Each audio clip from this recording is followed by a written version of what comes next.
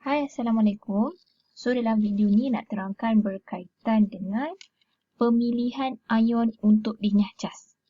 Okey, kalau terdapat lebih daripada satu anion tertarik ke anod dan lebih daripada satu kation tertarik ke katod, bukan dua-dua tu akan dipilih untuk dinyah cas. Hanya satu sahaja akan dipilih untuk dinyah cas.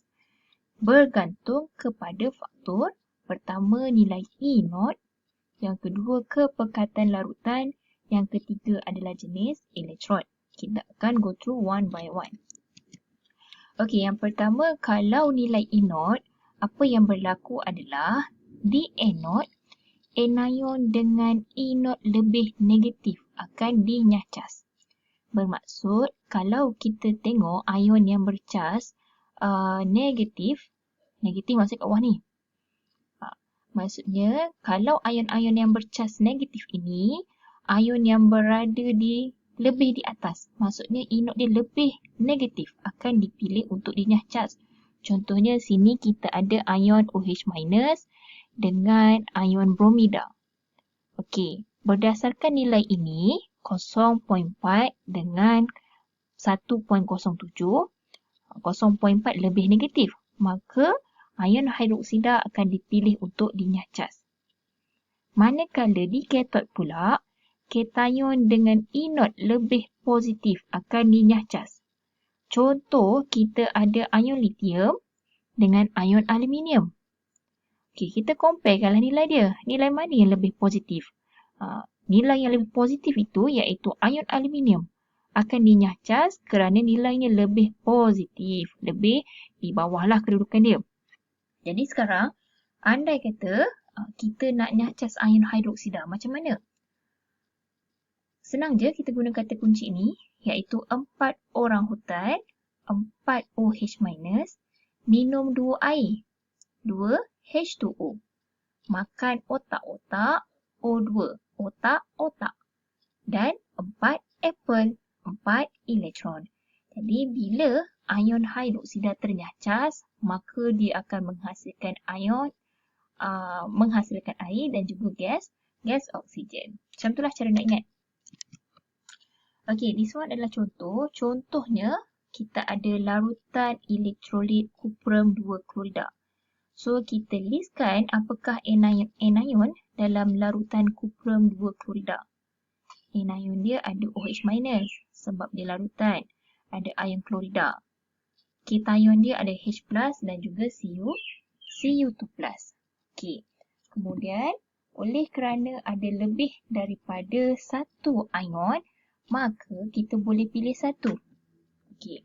Antara ion klorida dan OH-, tengok balik jadual tadi. Ion mana yang lebih negatif?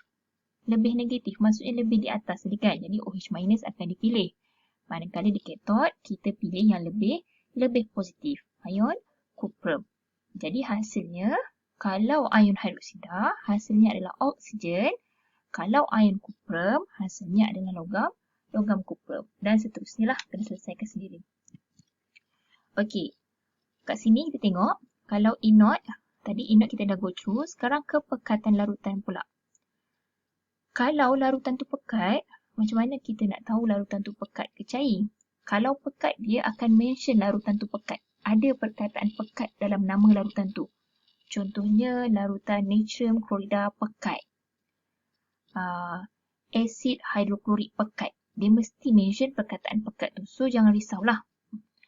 Okey, apabila faktornya adalah kepekatan larutan, ia hanya melibatkan ion halida sahaja.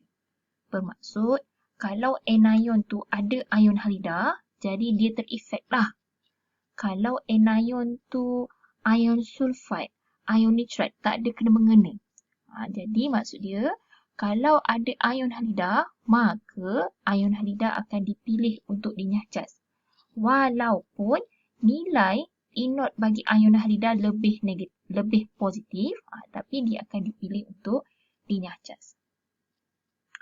Okey, di katod pula, rule dia sama macam E0. Kation dengan E0 yang lebih positif akan dinyah cas. Okey, untuk jenis elektrod, kalau kita gunakan elektrod aktif. Elektrod aktif tu apa? Okay, elektrod aktif adalah elektrod selain platinum, karbon dengan grafit. Contohnya diguna elektrod kuprum, elektrod magnesium, elektrod zinc atau elektrod aktif lah. Sebab apa? Sebab dia selain platinum, karbon dan grafit. Maka, kalau dia guna elektrod aktif, maka logam anod tu yang akan mendermakan elektron. Contohnya kalau magnesium, magnesium tu akan mendermakan elektron membentuk ion magnesium. Okay, peraturan pada katod sama. Nampak tak? Warna dia sama kan? This one, yang kedua, yang ketiga. Di katod memang tak ada beza. Sama je. Kation yang lebih positif. Kation dengan anod yang lebih positif akan dinyahcas. Hanya anion saja yang berbeza. Kalau faktornya anod, pilih anod yang lebih negatif. Kalau ada ion halida dan ion halida tu pekat, maka ion halida akan dipilih untuk dinyahcas. Kalau anod tu diguna elektrod yang aktif, maka elektrod itu akan mendermakan elektron. Okey. Kalau kita guna elektrod logam X sebagai anod, maka ini semua adalah logam-logam yang selain daripada tiga tadi, platinum, karbon dan grafit. Maka logam ini akan mendermakan elektron. Jadi K plus elektron. Hasilnya adalah ion kalium. Pemerhatiannya adalah anod menipis. Anod tu apa ni? Logam kalium menipis. Logam kalium terkakis. Kenapa? Sebab logam kalium dah jadi ion kalium. Logam kalium dalam bentuk pepejal. Bila dia jadi ion tu akan melarut dalam larutan. Jadi, anod tu akan menipis lah. Logam tu dah terkakis. Okey, contoh kat sini adalah kita ada larutan kuprum 2 sulfat. Jadi, kenal pasti mana satu anod, yang panjang itu adalah anod, yang pendek itu adalah katod. Dalam larutan ini, ada ion kuprum 2, ada ion sulfat, ada H plus dan juga OH minus. Kenapa? Sebab ada larutan. Okey, anion akan ke anod. Ada dua jenis anion iaitu OH minus dengan SO4 minus. Cation akan ke katod. Cation pun ada dua, H plus dan Cu2 plus. Okey, bila tengok sel elektrolisis, yang pertama kita kena tengok elektrod dia aktif ke tak aktif. Dia guna elektrod karbon, jadi elektrod yang tidak aktif. So, faktor ni dah boleh potong. Adakah larutan ini pekat? Dia tak cakap pun pekat. So, dia boleh potong. Maksudnya, faktor pemilihan nyahcas ion bagi sel ini adalah anod. Okey, sekarang kita comparekan nilai anod bagi anion. Antara OH minus dengan SO4 minus, mana yang lebih negatif? OH minus. So, OH minus akan dinyahcas. Macam mana? Itulah 4 orang hutan minum 2 air, makan otak-otak dan 4 apple. Okey, manakala cation pula kita ada H plus dan Cu2 plus. Kita comparekan dia punya anod.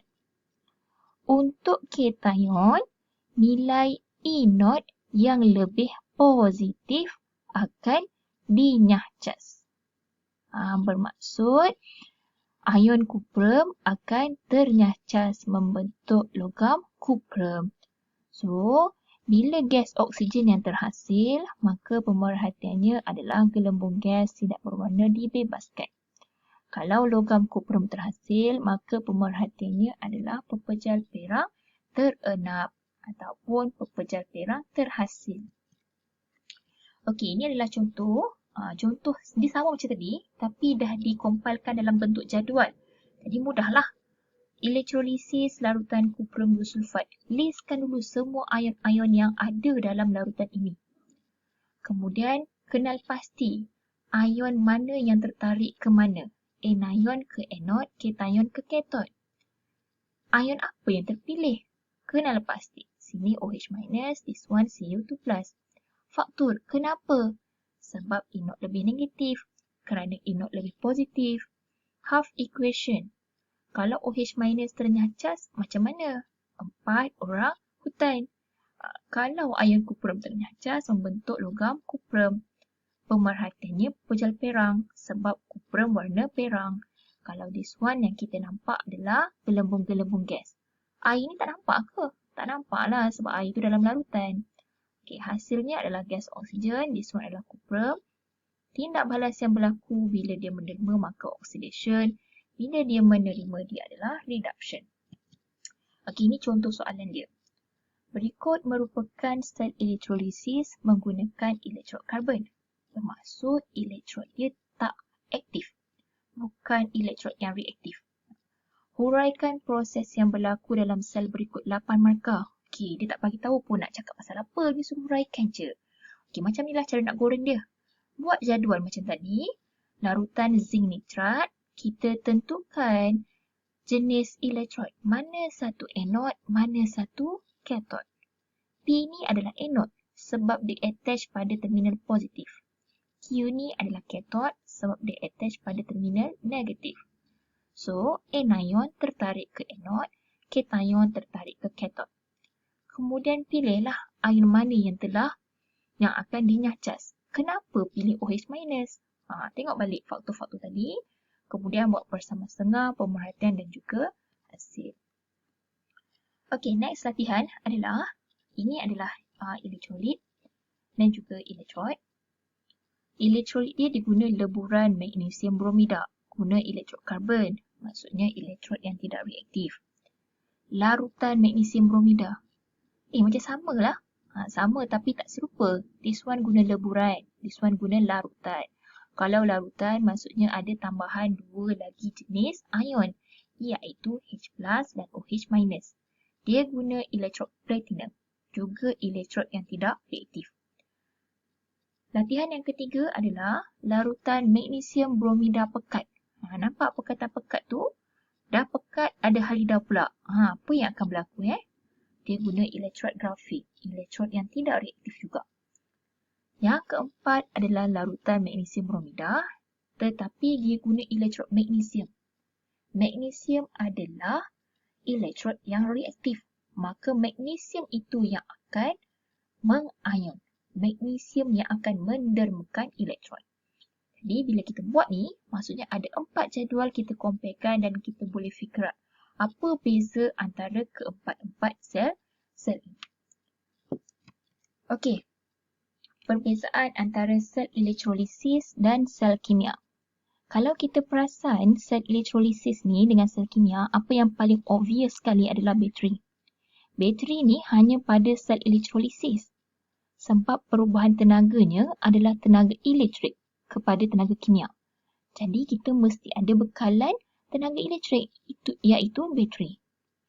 Okey, untuk sel kimia, dia tak ada bateri. Sebab dia yang menghasilkan arus elektrik. Sebab tu kita letak voltmeter. Okey, untuk sel kimia, dia mesti guna jenis elektrod berbeza.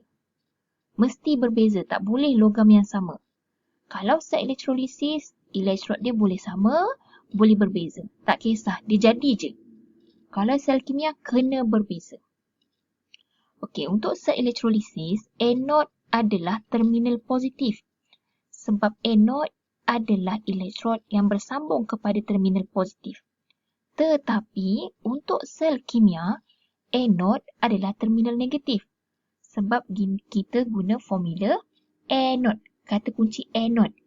Anod adalah yang lebih di atas menjadi terminal negatif, dia menipis. Ingat lagi ke kata kunci tu? Itulah beza dia. Persamaan dia adalah anod mengalami oxidation.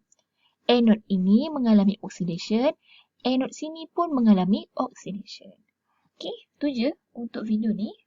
Semoga diberi kefahaman. Assalamualaikum.